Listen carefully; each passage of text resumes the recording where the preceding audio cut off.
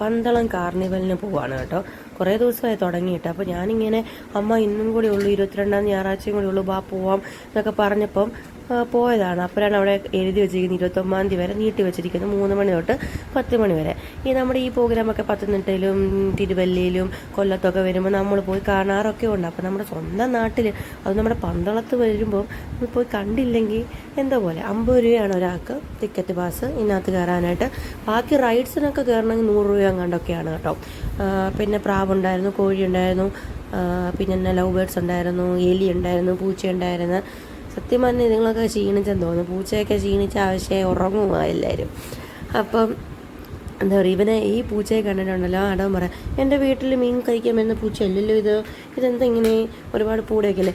കോഴികളെ കണ്ടു പറയാം, ഇങ്ങനെയല്ലല്ലോ ഞങ്ങളുടെ കോഴി, നമ്മുടെ കോഴി ഇങ്ങനെയല്ലേ. മുട്ട കണ്ടപ്പോൾ സെയിമാണ്. പിന്നെ ഈ എലിയെ കണ്ടോ പാത്തിരിക്കുന്നു, പാവം. പിന്നെ വൈറ്റ് എലി ഉണ്ടായിരുന്നു, വെള്ള എലി, പിന്നെ ഒരു എലി പ്രാർത്ഥിക്കുവാന്ന് തോന്നുന്നു. പിന്നെ ഇത് കണ്ടോ, ഇത് 50 രൂപ കണ്ടാന്ന് തോന്നുന്നു. ഇത് സെൽഫിയോ ദേഹത്തൊക്കെ വെക്കുമോ, എന്തോ പോലെയാണ്. അറപ്പെന്നല്ല, എനിക്കിഷ്ടമല്ല ഇതിനൊക്കെ, എനിക്ക് ദൂരെ കാണാനാണ് ഇഷ്ടം. ഇതിനൊക്കെ ഇഷ്ടമായതുകൊണ്ടായിരിക്കും ഇങ്ങനെ പിടിച്ചുകൊണ്ട് ഇങ്ങനെ ഇരിക്കുന്നത്. ആ സാധനമല്ലേ ഇത് എന്നെ പാവിനെ കൂട്ടിയിട്ട് വളർത്തിയേക്കുന്നത്.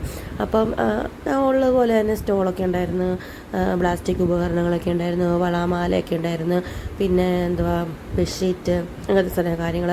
പിന്നെ ഗ്ലാസ്സുകളുണ്ടായിരുന്നു, 4 ഗ്ലാസ് 100 എണ്ണം, 5 ഗ്ലാസ് 100 എണ്ണം അങ്ങനെയൊക്കെ പറഞ്ഞ് ഞങ്ങൾ പിന്നെ ഗ്ലാസ് 4 എണ്ണം മേടിച്ച്, പിന്നെ ഒരു വാച്ച് മേടിച്ച് കൊടുത്തു കൊച്ചിന്. ഇവന് പിന്നെ എന്താ പറയുക, മുന്നോട്ട് പോകുമ്പം ആ നോട്ടം കാണുമ്പോഴേ അറിയാം, കളിപ്പാട്ടക്കടയിലോട്ടൊക്കെയാണ് നോട്ടം.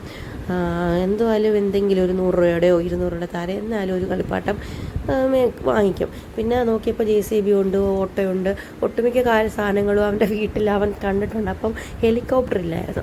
അപ്പോൾ ഹെലികോപ്റ്റർ മേടിച്ച്, അത് കഴിഞ്ഞ് പിന്നെ ഇങ്ങനത്തെ റൈഡൊക്കെ ഉണ്ട് കേട്ടോ. പിന്നെ ഒരു റൈഡെ കയറി കുതിര പോലെ ഓടുന്നത്.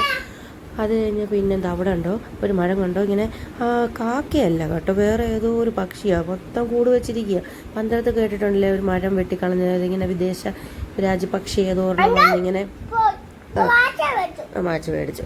കൊച്ചു പറയാം, അതിങ്ങനെ വെള്ളം ഓടുന്നതും ഇതിനൊന്നും എന്നെ കേട്ടില്ല. അതുകൊണ്ട് എന്താ പറയുക, എനിക്കൊക്കെ പേടിയല്ല, തല ഇറങ്ങി. ഇതിനകത്തൊന്നും എന്നെ കേട്ടത്തില്ല, അടോണിനെ മാത്രമേ കേട്ടത്തുള്ളൂ. അത് പിന്നെ അയ്യോ ആ സാധനത്തെ കയറാൻ പറ്റത്തില്ലല്ലോ. പിന്നെ ബോട്ട് പോലെ ഉണ്ടായിരുന്നു, മണ്ടയ്ക്കോട്ട് പോയിട്ട് താഴോട്ട് വരുന്നത്, അതിലൊന്നും നമ്മൾ കയറിയൊന്നുമില്ല.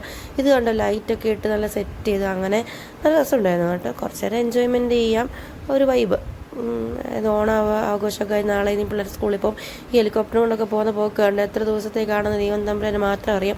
അതിൻ്റെ ആയുസ് നല്ല ഓടുന്നൊക്കെ ഉണ്ടായിരുന്നു. അപ്പം നല്ലൊരു ദിവസം തന്നതിന് ദൈവത്തിന് നന്ദി.